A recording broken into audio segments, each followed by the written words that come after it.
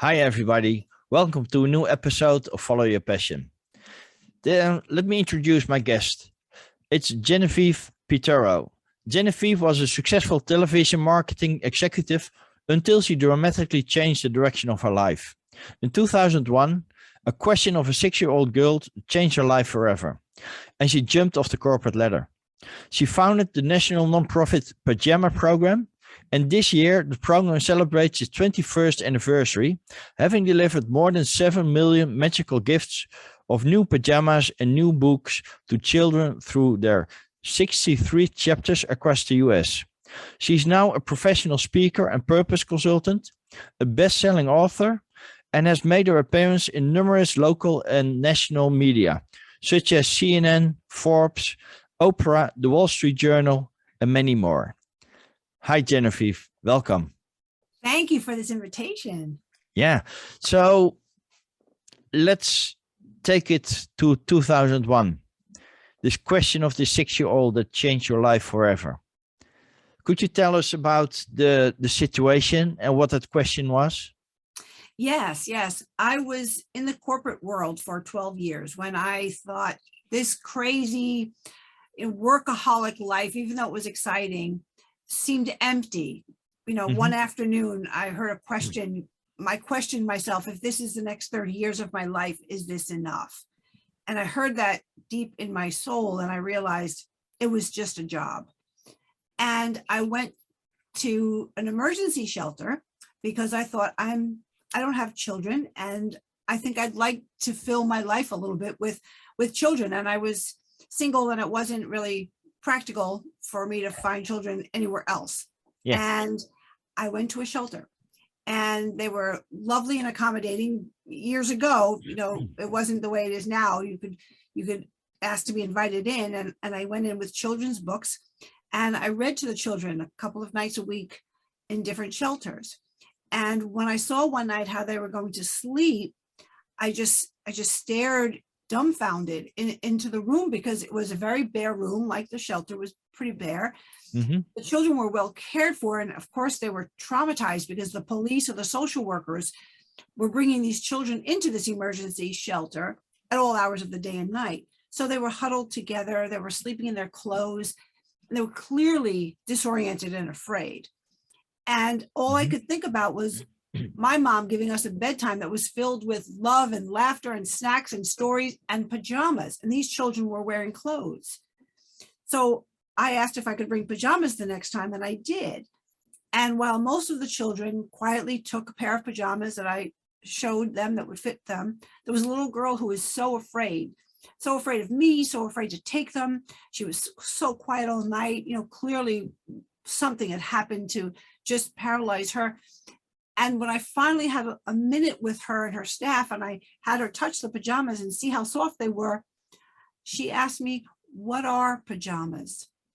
Oh, wow. And that really was like a knife in my heart. I could never have imagined ever hearing that question from a child. I took it so for granted that I just couldn't stop thinking about her and thinking about how many children would have asked me the same question around the United States. Yeah. Wow. And that's when you started this nonprofit pajama program. Well, that's when I became obsessed. Okay. So that was a couple of years later in 2001, after wrestling with what do I do with this, and it was just an obsession. It became a nonprofit. I made it a nonprofit in 2001. Nice. And you've already delivered over 7 million magical gifts of new books and new pajamas to children. Yes. Wow. It takes a lot of people. Oh, yeah. And you also said, you got 63 chapters across the US. So yeah, we serve every city in every state. Wow. And the fact that you have delivered over 7 million means that there's a need for it, I guess. Yeah, sadly there is. Yeah. Wow. Did you also add lockdown issues with the program of delivering pajamas and new books to children, or? Well, Yes, our executive director and staff had, like all of us had to figure out how to continue delivering. Hmm. So Pajama Program continued delivering. Our local chapters continued to deliver, in new ways. And we all had to find where the children are, how to get them to them. We couldn't Yeah. read in person. We have 2 reading centers. That couldn't happen. We're hoping that will happen now soon. But the pajamas continued to go out over these couple of years. Wow. Did you remain contact with this 6-year-old that changed your life? No, not No. her. Ah, A couple of others, but no. Those shelters are. It's difficult to keep track of where the children are because they're in an yeah. emergency state, and they stay for a few days until they can make an arrangement.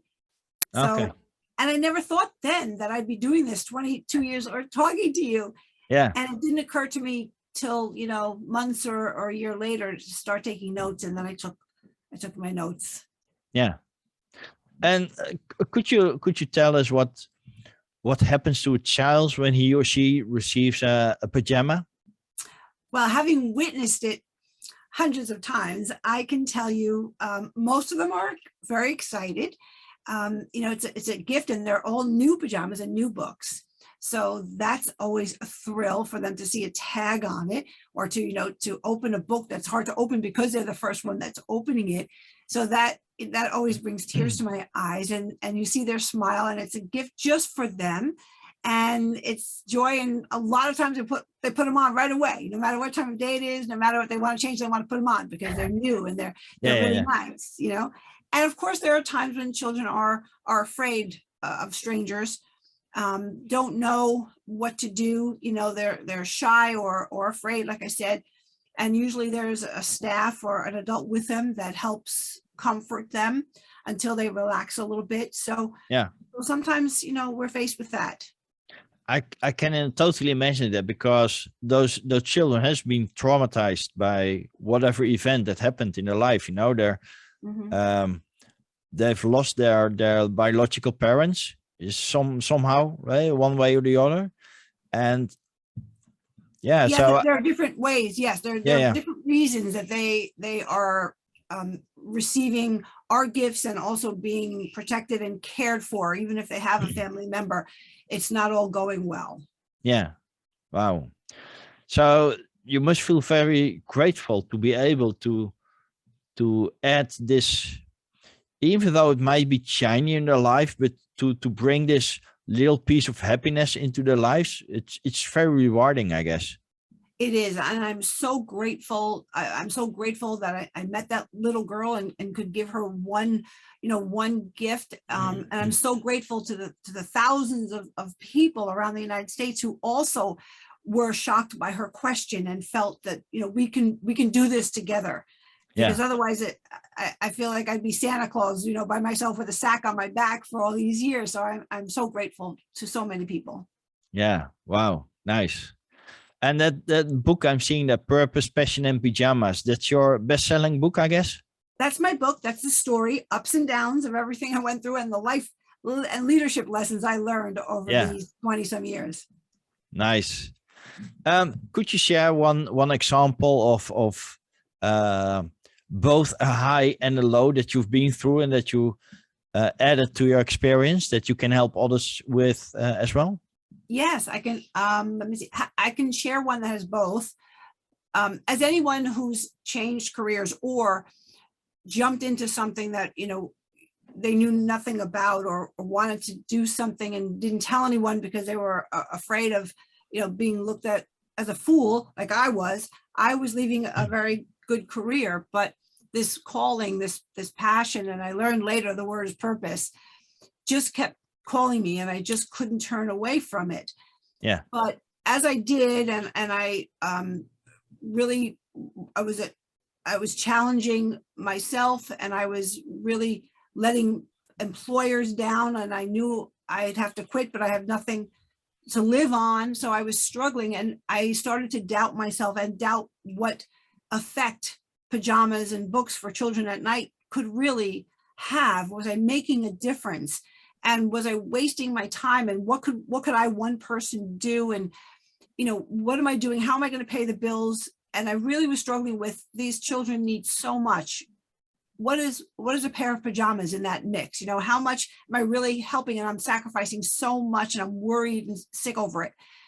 And I got a call the next day from a man who just simply said, my name is so-and-so, and I heard about what you're doing, and I want to know why, and I want to know what you think it's helping, and how did you think of this, and where are you going, what shelters? And I answered him, and then I became very, very afraid and very anxious, because I didn't know why he was asking me these questions. Mm-hmm. And he sensed that, and he said, I'm sorry I'm frightening you, but I was a little boy in an orphanage, and I want you to know you're making a difference, because nighttime is the scariest time for us kids. We're afraid, we're alone, we don't know what's going to happen tomorrow. We don't know, who cares about us. We feel so alone. And I cried myself to sleep asking, where's my mommy? So I want you to know you are making a difference. And that came out of the blue, and that was an answer to my most pressing fear. Am I making a difference? Am I doing this for any positive effect? Wow. I'm almost getting the chills hearing that story, and it's true. Sometimes people doubt how they can make a difference. And when I started my career 7 years ago and did my hypnotherapy training, I already thought, if I can only make a difference, a true impact in one life, is already worth it. You've impacted so many lives, so it's definitely worth it, Genevieve. Wow, well, wonderful. That call did wonders for my persistence. I can imagine that. Yeah, and isn't it strange yet beautiful how finding your purpose and your passion makes you persevere what's coming down the road, and how you are determined to make it a success? You are absolutely right. And there are things that are unexplainable when you are on purpose. And I tell people that all the time. You'll never know miracles like you will when you follow your inner voice and you have that, focus and that laser vision. Strange things happen. Support comes when you need it the most, from the place you least expect it. Yeah. Wow, wonderful. How was it for you to learn the entrepreneurial skills you need, even though it's not about making a profit or whatever, but you still need entrepreneurial skills to accommodate your purpose and passion, right? Yes, it's very important to ask for help for the things you don't know how to do.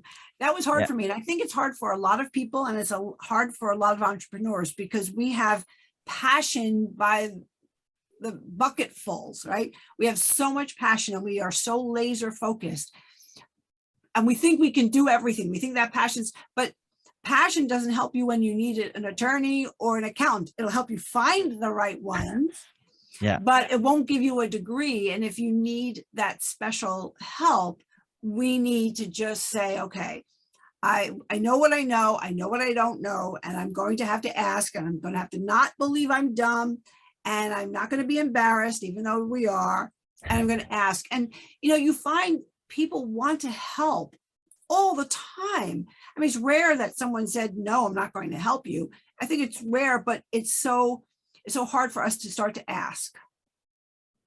Yeah, I know. In the Netherlands, we have like this saying that says, if you're asking, you're not getting, right? And it actually means that you have to wait your turn, right? Mm-hmm. And that's how we grew up. If you ask for candy, you wouldn't get it because you had to wait your turn. So somehow down the line, you get almost ashamed of asking a question. And it's also, I think it's about what other people think of you. Maybe what you said, maybe they think it's a stupid question or a dumb question, or they think I didn't pay attention.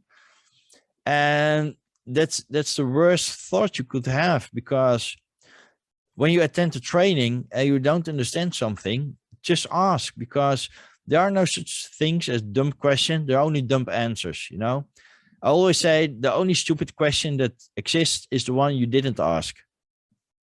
I agree. I agree. And it's strange because every single one of us feels that way. So you would think we would recognize that and just put it aside and ask the question, but we still carry that feeling of being ashamed and of looking dumb. Yeah. Yet it helps if you have a great purpose like you have, because it's not about you. It's about the children, how you can help. And each question you ask is about them. And that makes it a lot easier, I guess. Yes, absolutely.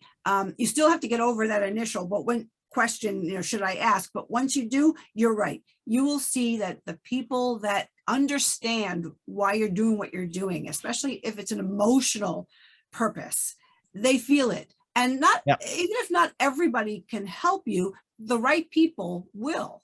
And those are the people that understand and you are aligned with. And that's what we have to know. There are plenty of people who will align and understand and rally for us when we share our stories. Yeah, exactly. And so how did the local and national media help you in your program? Well, they helped a lot, especially in the beginning, because when I would be interviewed by a local paper or a local radio or a neighboring city's radio, people would call and want to support. And that's how the chapter president concept started. People would call from a neighboring city that heard me interviewed and ask, how can I help you in my city? And I literally said one day, okay, you want to be a chapter president? And the woman on the phone said, yes, I'd love to. What do I do? And I said, I don't know. We have to figure it out. And it's true. And so many of them are still Pajama Program chapter presidents because it was a heart-to-heart connection. Yeah, wonderful. And was there any moment that the program really took off, or has it just been growing gradually? I'd have to say I was invited to be on Oprah. Mm-hmm. That was huge. I can imagine. They say the Oprah effect changes everything, and it really does. It really was incredible. It ended up airing 3 times. It's a very fun show. If you want to see it, you can go to YouTube or on my website. It's a very fun show. You can see why people felt that they wanted to help, and there's nothing else to say except she's a force to be reckoned with, and a love and a generous and a caring, compassionate woman. Yeah. That's also the image we get when we see the show over here, indeed. So wonderful. And it's great that actually appearing there catapulted the program. So, you're calling yourself also a purpose consultant. Do you assist or support other people that want to start up a non-profit or follow their purpose, or how can you help them? Yes, both. I have clients who are individuals who want to make a change. Some are even college students who are thinking about their career, which is a great place to start. When I was looking for a job, that's what I was looking for. Nobody ever said the word purpose. That wasn't something anybody thought would happen. Purpose was for famous people, Einstein and Deepak Chopra and Oprah. Not everybody. We were lucky to get a job and have a decent life, but that is wrong. We all have a purpose. And it's just a matter of first believing that you are here for a reason, something that you can do and alone make a difference. And second, to figure out how to bring it into your life. It doesn't have to be a dramatic jump like I made, but it definitely can be a slide into your life. So either way, I help people bring what they love, what their passion is, what they put on the back burner into their lives. And I help businesses do the same with their teams. Everyone can be on the same page with what the purpose is for their community, for their company. And also any kind of speaking to groups, I do too, to help them, if it's one group like nurses or teachers, about reigniting their purpose, or if it's a group of people who are, figuring out what to do when they retire. It doesn't matter. Everybody wants to know and believe they have a purpose and they're living it. Wow, wonderful. And it's wonderful what you said about reigniting their purpose, because if you look at healthcare and the nurses and doctors and surgeons that work in healthcare, most of them, I would almost say there's a special kind of breed, because it takes a special person to be able to work in such a high demanding environment, you know, helping others. And when the pressure is high, you tend to, I'm not saying lose yourself in the work, but it can become a struggle. And when you reignite their purpose, they know why they're doing what they're doing, and they start feeling the love again. And that's wonderful. Yes, especially after these 2 years. I've spoken both in March to a group of teachers and a group of nurses, and exactly what you're saying is the case. You lose it, and it is just, it can paralyze you in so many ways, certainly emotionally. Nobody signed up to nurse that way. Nobody signed up to teach that way. And there was no support at the beginning, and you had each other. And it was, you know, I can't imagine the emotional turmoil personally in their lives and professionally in their lives. Yeah. And I'm not sure how it is in the US, but in the Netherlands, they're underpaid and understaffed. And they were the ones that had to get us through the lockdown, right? And it's so, yeah. So wonderful that you were able to reignite them again with their purpose, and even add a positive impact over there. I hope so. I hope so. I mean, it was a very emotional presentation together with the audience, and then after and before, one-on-one. Yeah. It was really eye-opening for me, and I hope reassuring and supportive for them. Yeah. Well, knowing you, it will have been just that. I hope so. Thank you. So if you look down the road for the next 5, 10, 20 years, where do you guess that the Pajama program will go to? Well, it's doing really well, thank goodness. 2 years ago, I passed the baton of being the executive director to a terrific woman who is now, you know, doing more and has a great attitude and a great feeling for it. She was the president of our board, because I wanted to write my book and to speak to people and help other people live their purpose, because when we all do, it's better for everyone. You know, we all can contribute to each other, to our community, to the greater good. So I think Pajama Program's on a great track, and the more exposure we get and the more that we share the story, the more support I hope will come our way, and the more children we can take off that needs pajamas list that we have that's forever long. Yeah. And you know, and I'm there as a founder to tell our story as much as I can, and to let people know they can do it too. They can do whatever they love. Wow, wonderful. So I was just wondering, is there a certain it sounds harsh, but is there a certain age limit to the Pajama program? Of no, all children. So that actually goes up to 18. And in some cases, if they're still in a group home, a little longer. So the teenagers always have a special place in my heart, because people think, as I did, about the little kids. And the teenagers have been through so much, and they are aware of more, and they are aware of society and of their, you know, their future, where little kids aren't yet, you know, cognizant of what could be in their future. And teenagers are very sensitive. We're sensitive when we have a loving family. I can't imagine how, you know, how sensitive you are when you don't, and you know that the roads ahead are going to be challenging. So they always hold a very special place in my heart, and we've done special programs for them. And so it's all the way up to 18. And like I said, in some cases, a little older if they're still under the consent of the state. Yeah. It's kind of hard to hear that it's still needed until that age, but it's wonderful that you provide this service to them and help them as well. So wonderful. You mentioned at the beginning of the interview as well that you didn't keep in touch with this little girl that asked you the question that actually changed your life in a positive way. But you noted that there are a few that you're still that you followed a little bit, and because the program is already 20 years old, so could you share an example of somebody that you reach out for a pajama, and that you know that they what the current situation is of that's particular girl or boy?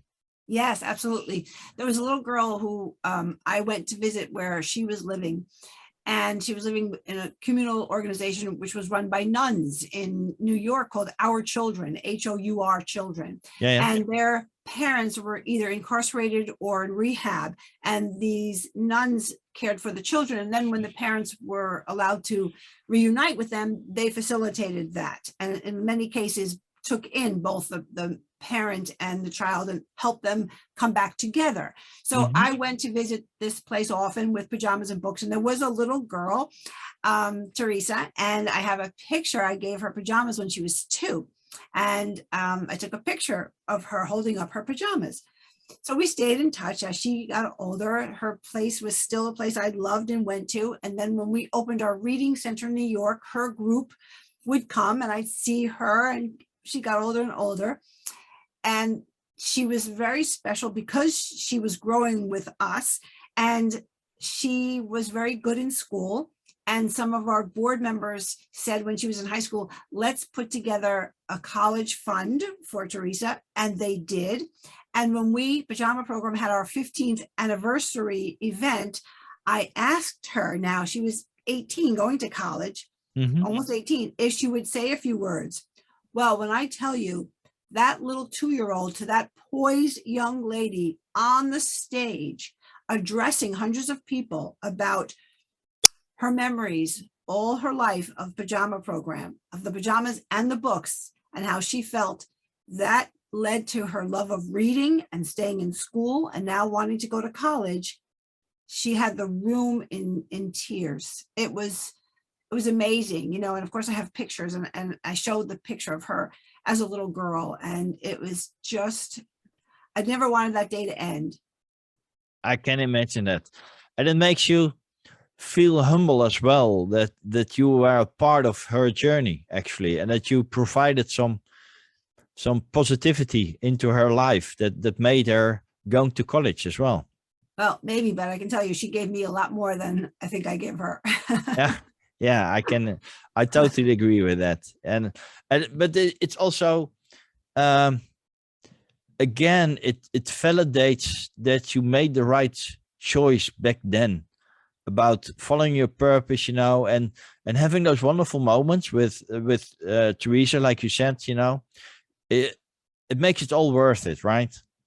Absolutely. You know, I've had several moments. That's very special because of the length of time that we've been together with her.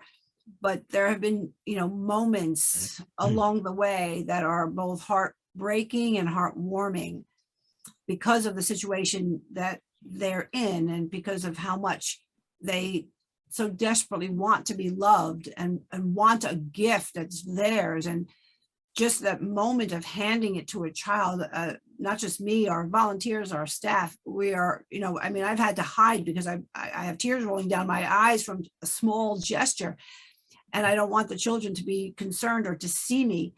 It's just a life full of heart to heart connections. Wow. I can only imagine how that feels. But it's wonderful, you know, where um we tend to focus a lot on ourselves, you know, being more egocentric, so to speak, you know. But the moment you start helping others and make those heart to heart connections, it's, I would almost say it's the next level of living, you know. And that's wonderful to be in such a service oriented state.